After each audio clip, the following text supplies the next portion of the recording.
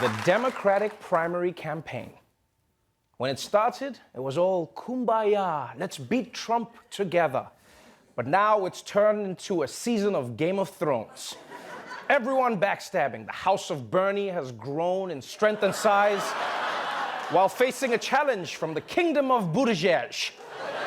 Meanwhile, the once powerful Lord Biden is slowly watching his influence slip away. And don't forget, once they're all done fighting each other, they will have to face off against the ultimate enemy, the White King. But, just like Game of Thrones, there's one character who's been off in the wings plotting the whole time, the imp. You see, national polls now have billionaire Mike Bloomberg moving into third place. And President Trump has taken notice of this big little threat, and he's already trying to defeat him in a trial by Twitter. A Twitter war heating up between President Trump and one of the men who wants to take his job. The president took aim at former mayor Mike Bloomberg, saying Mini Mike is a 5'4" mass of dead energy who does not want to be on the debate stage with these professional politicians. No boxes, please. Bloomberg responded, writing, "We know many of the same people in New York. Behind your back, they laugh at you and call you a carnival barking clown. They know you inherited a fortune and squandered it with stupid deals and incompetence. I have the record and the resources to defeat you, and I will."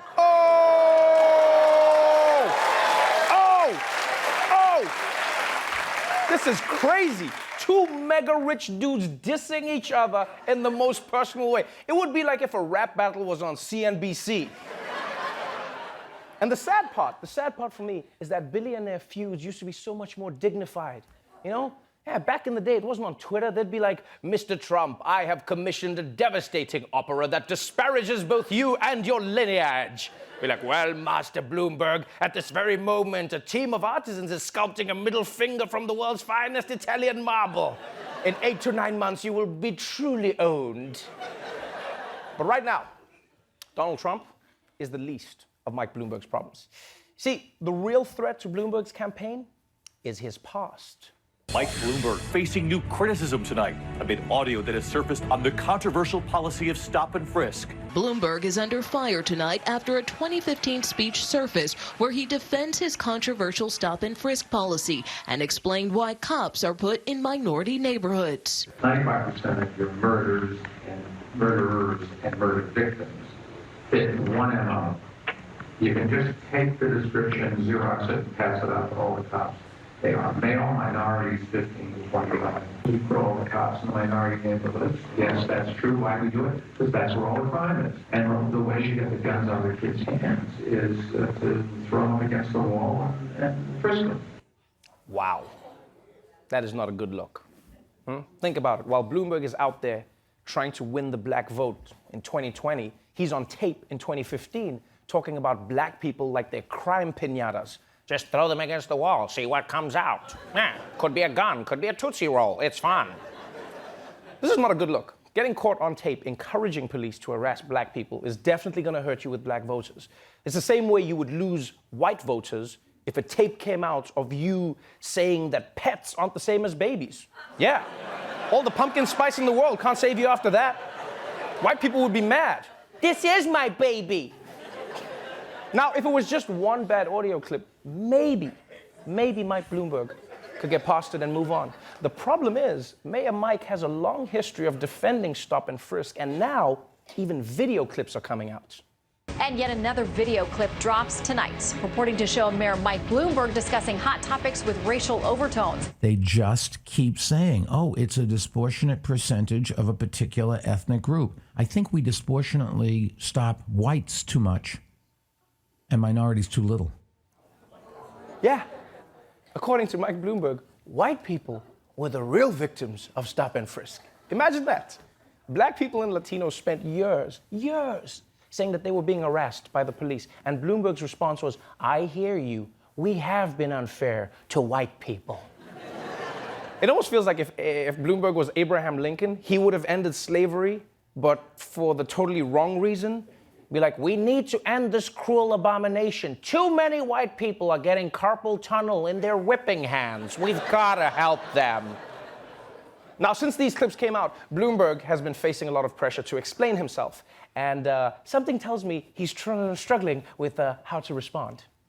Campaigning in Tennessee today, Michael Bloomberg expressed regret for comments from 2015 about New York City's controversial stop-and-frisk policy. Mr. Mayor, why did you say what you said in that 2015 speech?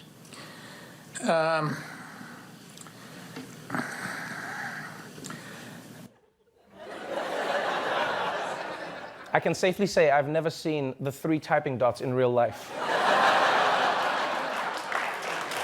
Look at him.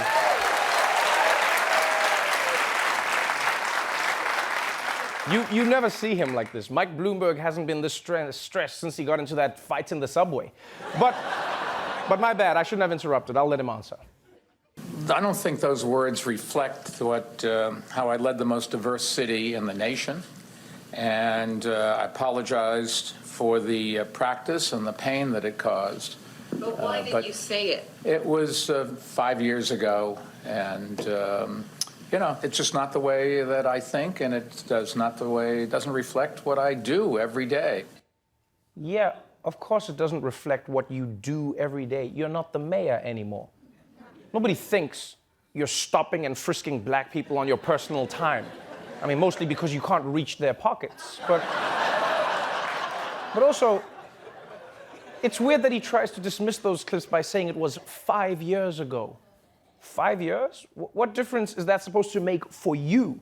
Huh? Look, 5 years ago, I was just a 72-year-old man. I didn't know any better. I'm much older now, which automatically makes you less racist. But clearly, the comments in those clips do reflect what Bloomberg was doing as mayor, right? For the simple reason that it's what he did as mayor. You don't have to be a genius to figure this out. As much as Bloomberg is trying to reposition himself now that he needs the support of black voters, he encouraged his police department to treat black people like they were all criminals. And even as he keeps trying to apologize, he's never really taking responsibility for what he did. You know, he apologizes for pieces. I ran a diverse place. He's not saying sorry for what he actually did. It would be like if you got caught cheating and your apology was, babe, I'm so sorry. I'm sorry that I didn't delete those messages from my phone. I should have hid them better. It's like, no, that's not it. Yeah, no, you're right. I should have smashed in a hotel instead of our bed. You're right. I've learned my lesson. Yeah, your friends are off limits. From now on, strangers only, baby. Strangers only. So that's where Mike Bloomberg is now. As much as he tries to move forward and get out of this, reporters won't let the story go. They keep hassling him at events, questioning him about his motives, just trying to find any little thing that he's done wrong. It must be so frustrating for him. And to that I say, Mike Bloomberg, welcome to the world of Stop and Frisk.